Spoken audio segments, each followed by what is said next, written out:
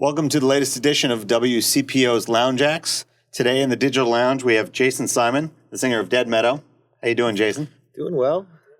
Get it together, wake up. He is the lead singer, guitarist for the Los Angeles-based band that played last night at the Southgate House Revival. How was the show? I thought it went really well. It's a really cool room, really big room, but I think they're dialing in the sound, and I'm glad that Southgate is still going in some form or fashion. Well, Jason's going to play a couple songs for us here today. We're going to hear a couple tunes. We're going to hear about the album that they're working on, and then we're going to talk about this tour that they're on right now. What we're going to do first is have him play a couple songs. You're going to play a couple songs fans will know and love. I think. Tell us about the songs you're going to play. First one, House Up on a Hill, is actually from a solo album I did a few years ago, probably like 6 years ago. And then the next one is from the last Dead Meadow record, One More Toll Taker. And this is probably pretty unusual for fans to see you playing acoustic. They're used to you guys kind of plugged in. As far as Dead Meadow goes, around LA, I like to play acoustic a lot, and I'll play smaller shows. So this is fun too, especially after playing Dead Meadow every night. It's nice to do a stripped down session like this. Good rest for the ears, maybe. Yeah. All right, well, we're going to hear House Up on the Hill and one more Toll Taker, and then we'll be back and talk to you on the other side. Right on. Check it out. All right, friends.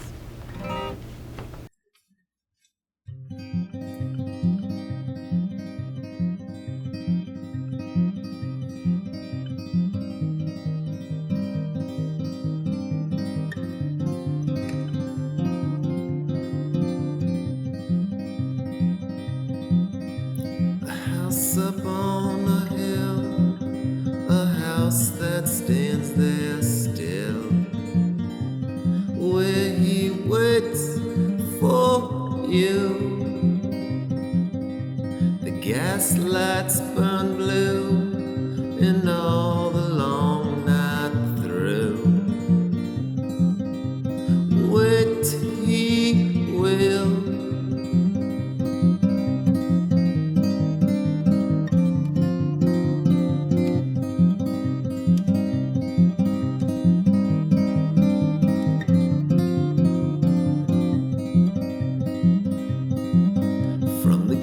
To the front door, 13 steps and then no more. Hard on faith or gnawing doubt. Glass-eyed mannequins sway and move with no wind. No breeze for to blow them about.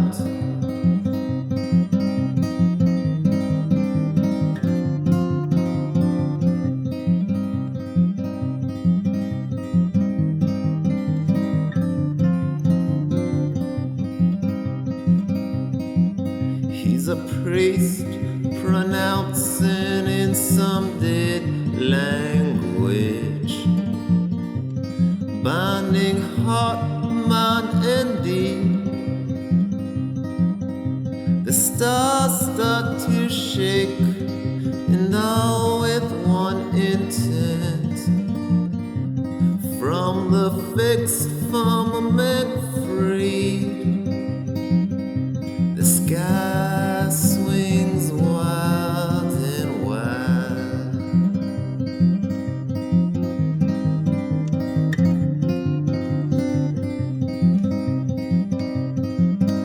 And it tears him up inside to see you so torn up.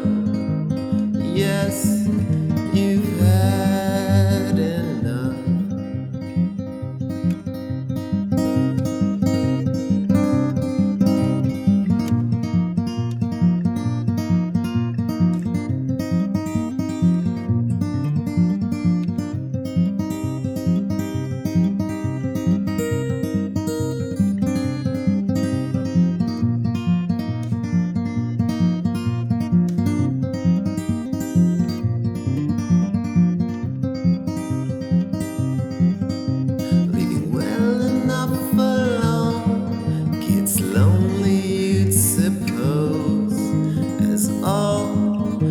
Saints surely know. Gates all open wide on the waters of your heart, unconscious and unbound. May the peace you have found permanently surround and never let you come down. Never let you come down.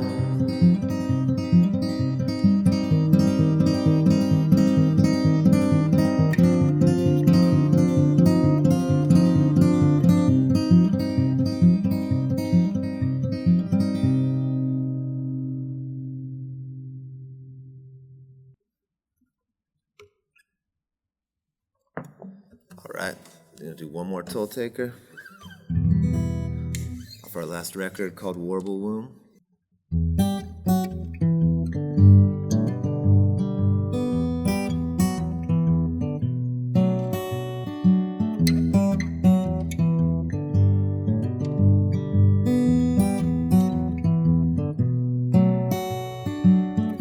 One more toll taker up on the borderland.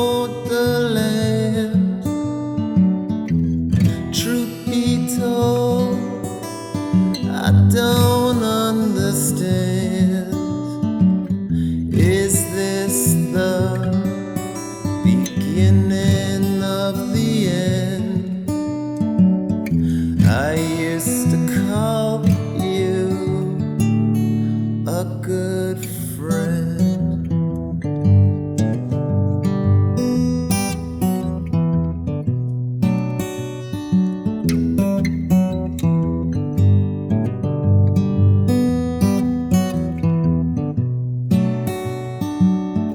One more toll taker up on my state line. Truth be told, it's my peace of mind. They know not what they do, nor whom they do it for.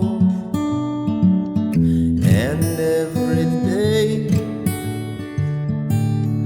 they want more.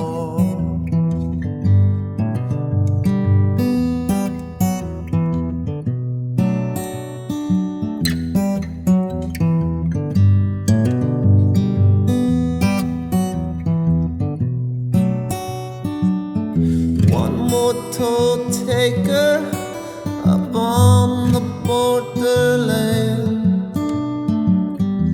Truth be told, you're holding sand, and I know how it slips through the tightest fist. I am the one you will miss.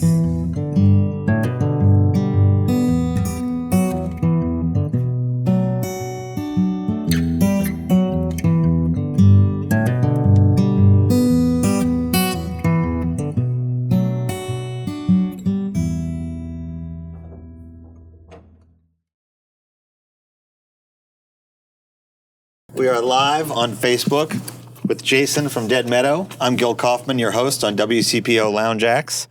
And we just heard a couple songs. Jason doing it acoustically for us here today on a beautiful Martin guitar that we got from Ultra Suede. Nice guitar. John Curley was nice enough to loan us this guitar. Thank you, John. Yeah. So tell me a little bit about, it's been a couple of years since you guys put out a record. Tell me what you guys are working on now. What's coming up with the band? Yeah, we're currently working on a new record, probably about half of it tracked. You know, I think having done quite a few records over the years, Dead Meadow started in '99, we kind of, it just takes a while these days, you know, because we want to progress, do something new, but you also feel like you do want to continue in a certain tradition and have it feel like Dead Meadow. So just kind of organically wait for things to happen that we're excited about and feel like we're moving in some direction. And both Steve and I had a solo record that came out last October, another one, and then Steve's constantly recording and honing his skills and recording all sorts of bands. So we stay busy, but the new record is coming. You know, one of the things that's interesting about your band is we were talking about it before. Is there's not a ton of bands doing this kind of music right now that are on kind of a massive scale, or that really, you know, we talked about Black Sabbath just officially broke up this week. And yeah, I didn't know that until you told me. Yeah, so kind of an end of an era. You know, they were, for all intents and purposes, they kind of helped start what people call stoner rock, or really psychedelic rock in that way. I assume at some point you listen to, you know, you listen to Black Sabbath, Led Zeppelin, of course, you know. Not really many of the stoner rock bands. You know, that was not really a term we were that comfortable for ourselves, you know. I was going to ask you about that. I mean, I've interviewed a number of guys who play in bands that are often called stoner rock, and I always ask them, like, does that bother you? You know, does that term kind of, what do you prefer? Like, what do you prefer people refer to your band as? Or I would say psychedelic rock band, you know, more than stoner. I feel that a lot of the genre known as stoner that I don't think we ever really fit in that well. Or maybe we had some songs that kind of could be in that way. But I think we more wanted to just start with bands like Sabbath, Zeppelin, and Hendrix, you know, and take it through there as if metal never happened, you know. And I feel like a lot of stoner just comes too close to metal for our tastes, or for what we were really about. Yeah, because your sound really is. I mean, it's super. It is influenced. You know, all those bands you mentioned, Hendrix. I mean, you really hear those influences in the band. And is there something about, you know, you have access to so much more technology now than those bands did. Is there something you're able to do to kind of push that genre forward in a way that maybe those bands couldn't because they didn't have? Yeah, I mean, I don't know if it's really pushing it forward. I think, you know, I'm kind of the belief there's not really any new feelings that you're going to reach or touch with music, but you just have to twist it and take it and make it your own, or put your own stamp on it, or put your own character on it, or add something just that can allow it to be felt again, or allow people to feel it or experience it again, or experience it in a new way.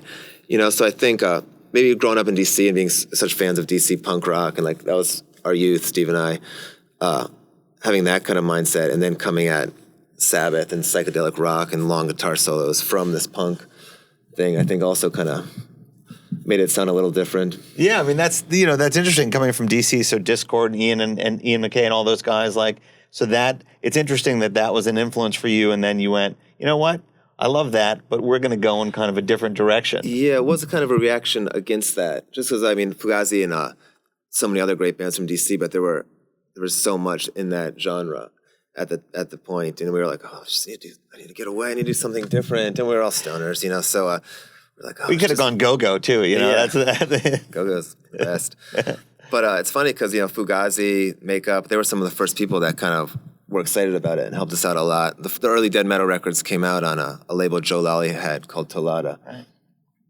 Yeah, I mean, and so when you come from that scene, I mean, so you had the punk rock brew. You probably also had, you live in D.C., I assume. You can't help but kind of be influenced by the politics of the city. So really, it sounds like everything you did was kind of a reaction to the city that you grew up in, which has so much baggage in so many ways, you know? Definitely. I think so. And it was an interesting time, too, then, because, you know, now we do have these, you know, everywhere has a psych fest, and there's this whole psychedelic scene. But at that point, you know, we'd either play with metal bands like Spirit Caravan, or like bands like Fugazi and these post-punk bands, not kind of fitting in either world, you know. So it's kind of took a while for this whole scene to develop. That was like, okay, now you can play, you know, bands like Black Angels and stuff like that really are like a whole scene of like-minded bands. Well, yeah, and you find those kind of bands, and you and I were talking about, you know, how people find you as well. I mean, how fans find you. You were saying in that same vein,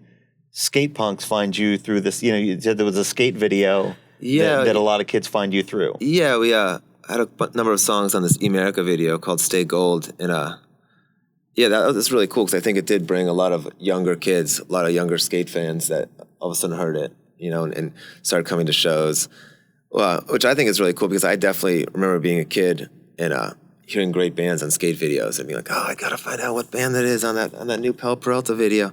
So it's really cool to me that it's come around full circle, and, you know, some skate fan can be watching it and get into Dead Meadow. Yeah, and it's different now. I mean, I remember doing the same thing where I would write down lyrics and I'd be like, oh, I got to figure out who this band is because you couldn't Shazam it in those days. Yeah. And now I assume that they actually could find out more about you guys even easier because they could just, they could figure out who you guys are in a way that you couldn't do back then. Yeah, they could find out. Yeah, they could probably find 1,000 live clips, in seconds, which is, it's good and bad, like all things, There was something so special about growing up, when you hear about a band, and you'd finally get the mail order catalog, and then you'd wait, and it would come, and it's a record you never heard before. Now I feel like you've already heard the record and listened to it digitally and decided you like it, and it's a different time with all the access, And so tell me about one of the things that I think is interesting, and people always comment on, is the fact that you've had a drummer in the band who's gone. You don't often hear bands with psychedelic bands like yours that are so heavy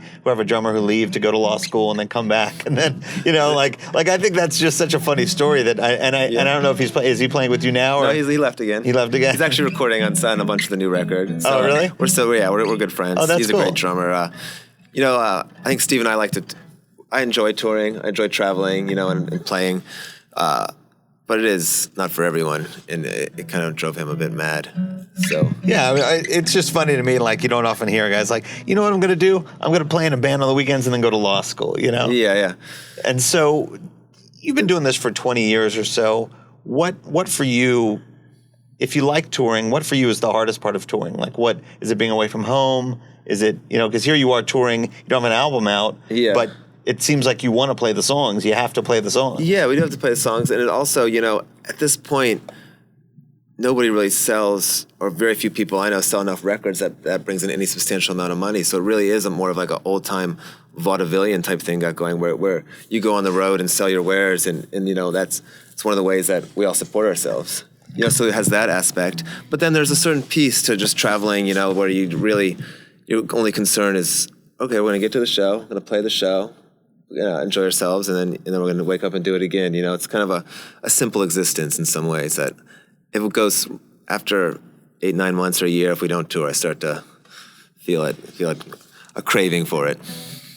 Yeah, I mean, and it's true. I mean, nowadays bands sometimes they sell more records at shows than they do, in stores, if there are record stores anymore. Yeah, well, it seems like there is a resurgence of record stores, which is cool. I know in LA, a number of them opened up, and cassettes. Kids buy cassettes nowadays. Do you release your stuff on cassette? Yeah, we do now. We did some through a label Burger. It's kind of at the forefront of cassettes being released, which I understand. Because records take so long to make and are so expensive, and I think kids want they want to have something physical that they sell that they can buy from their bands.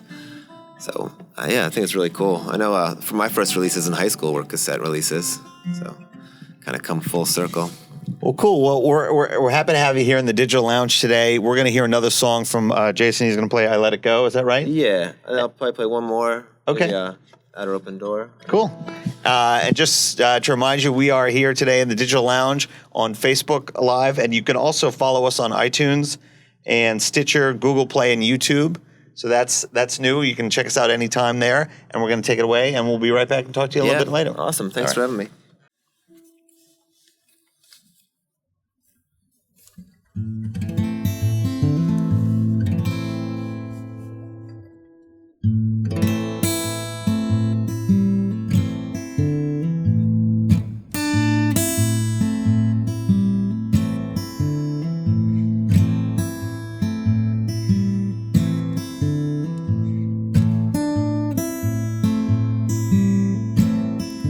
Listened and learned, hoping to know it all did me no good, and I let it go.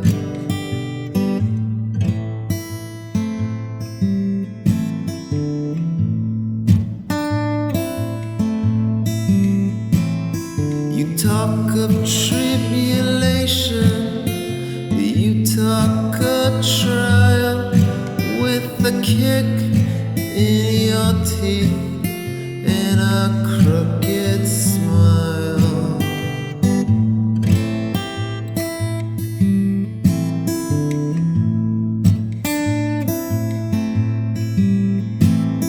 Since leaving home 3 nights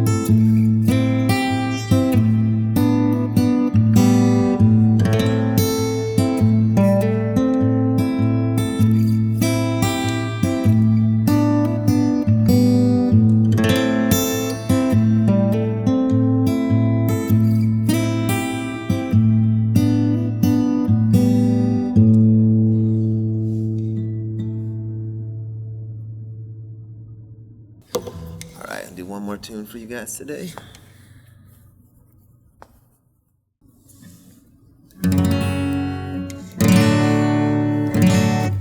Might be a little louder. This is with a pick. All right.